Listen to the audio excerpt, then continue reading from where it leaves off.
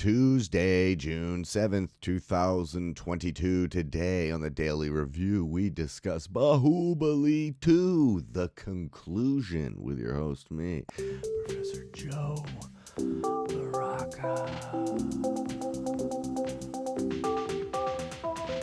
How's everybody doing? Boy, oh boy, what a it's a sequel and a prequel all in one. Everybody was right. I did like this better than the first one. Baahubali 1, the beginning. I did like it more because, well, I'll just cut right to the chase. It's I actually think that I enjoyed the action less, but the story more in the second part. 'Cause there's a lot of twists and turns, and I wasn't so confused. Now, I have to admit something. When I was watching the first one, when they do that jump back in time, I was really confused about why Baahubali's he's playing dual roles, and I stupidly got totally confused about what was happening. I must have missed that scene or whatever, because there's Baahubali Senior and Junior, and they're both played by the same actor. And so Prahambas, I believe his name is, or Prabhas, and everybody's so goddamn good looking in these movies too. Even the old people are fucking beautiful. It's good God.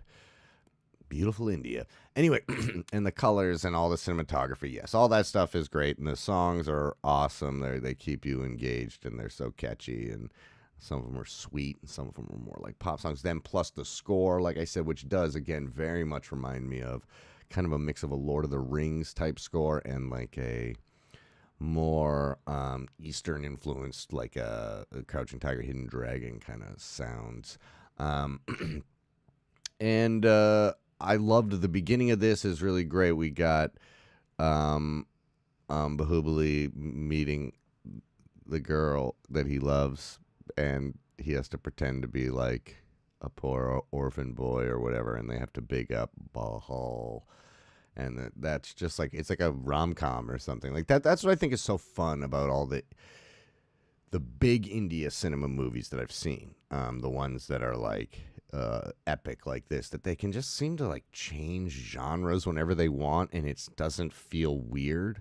In American movies, when they do that, it feels really ham-fisted. You just kind of jammed it in there. In this, they can just kind of zigzag and be and you're fine. And I think it's partially having the musical interludes makes you just prepared for them to kind of slow the narrative down every once in a while and just do that. So that puts you in the mindset of sure, we'll just go over here and tell this story and stuff.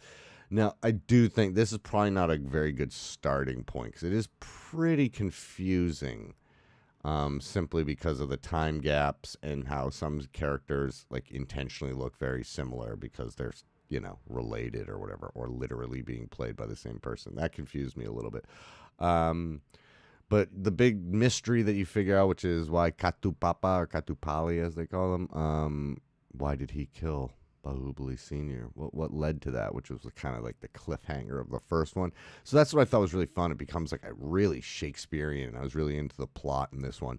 Whereas in the first one, I was just more interested in the unique cinematography that I hadn't seen, and kind of the mid-grade special effects, after learning that it had only been made for under $30 million US, the equivalent of that first one, which is insanely cheap. And this one did not have a huge budget either, but also you can tell, even just a year of technology, you can see how or just the team got better at it, or maybe they had more time because the special effects are even better in this one.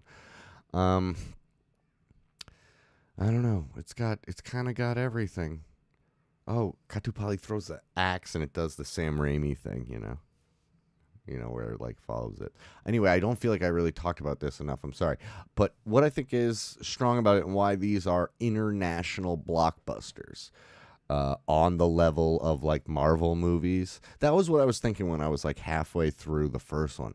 I was oh, this is Thor or something. There's a whole mythology behind this that precedes this movie. You know what I mean? That kind of lays a foundation for a lot of this that maybe is in Indian culture before, before I knew that Thor was a Marvel superhero, I knew that he was a Norse god, I didn't know much about, you know what I mean?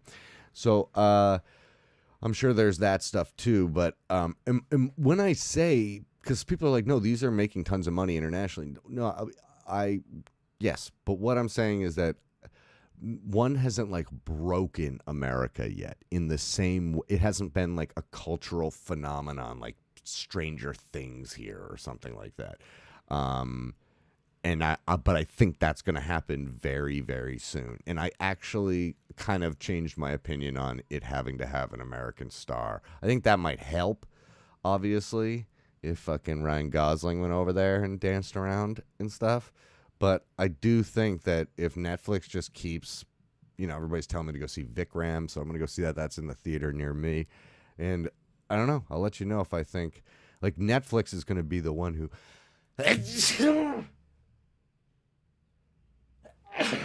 Netflix is going to be the one that brings this into our homes, in America, I'm saying. I totally understand. These are already massive blockbusters everywhere else in the world. And they even do well here, but it's not, they're not like SS Rajamouli is not like a household name, like Christopher Nolan or like fucking Thanos.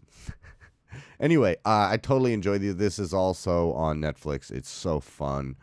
What a fun, like, rainy Sunday. Watch these two movies and be like, hey, there's basically more fantasy, totally fully detailed, beautiful fantasy movies out there other than Lord of the Rings and stuff. Anyway, I got to review it. I'm going to give it, it's even a little bit better.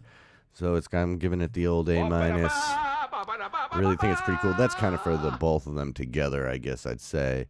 But when I think about it, now that I've seen this, and RRR, I kind of think I like RRR the best of the three. But I got to see a bunch more. And like I said, I've seen a bunch of classical Indian cinema, so I do have that to compare it to, which is no comparison at all.